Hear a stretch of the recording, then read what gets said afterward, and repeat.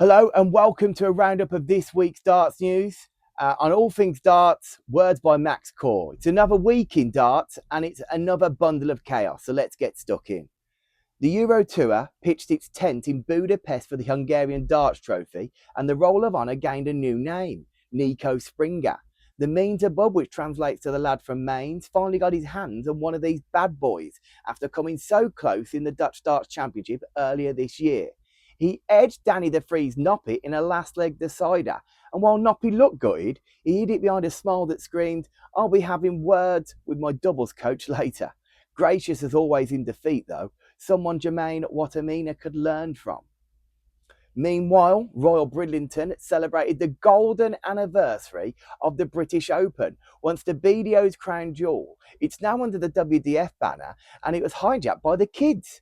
14-year-old Mitchell Lawrie was the men's champ, and a few years his senior, Paige Pauling, was the ladies' champ. They both cleaned up in the main events and cheekily added the youth trophies too. Greedy? Yeah, defo, but fair play. Impressive? Absolutely. Across the Atlantic, the Championship Darts Corporation wrapped up its season with the final three events of the year. No surprises here. Jim Long, David Cameron and Leonard Gates were the big winners. Familiar faces lifting familiar trophies, like darts' version of comfort food. On the no drama to report front, the DRA will be devastated. There was no bans or suspensions this week. Their Christmas party fund must be looking a little light at the moment. They'll be hoping someone kicks off on stage, or a few of the lads head to a Bob Marley tribute band in the near future, or it could be a case of just one case of champagne on the offering. Luke Littler tried to cause a stir with a moody sit-down video that looked like he was about to announce a career break. Alas, young Luke is about as convincing an actor as the Hollyoaks cast. It turned out to be an Xbox ad for FIFA or something like that. Stick to darts, lad.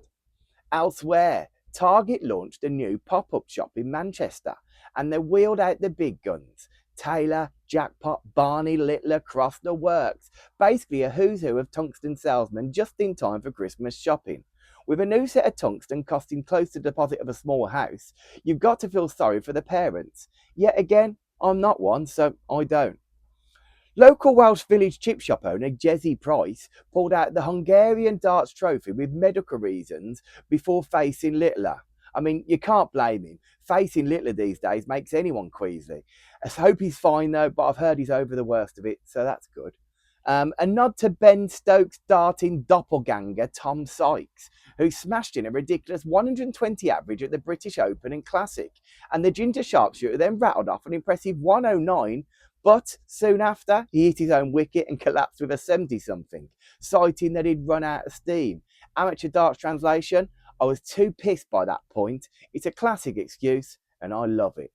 And finally, Neil Duff reminded us that there is a Modus night in Portsmouth. He'll be there, and more often than not, he'll win. He did just that again. Consistency is a hell of a drug. Not short on confidence either, is our Duff man. And honestly, if I could throw darts like him and date the girl he's with, I'd be exactly the same. Unfortunately, I have to be satisfied with being a balding single lad who occasionally averages around 60. And that's your lot.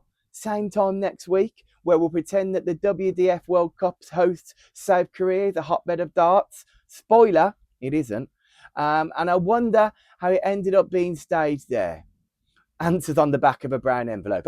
I mean postcard. See you again next week. Goodbye.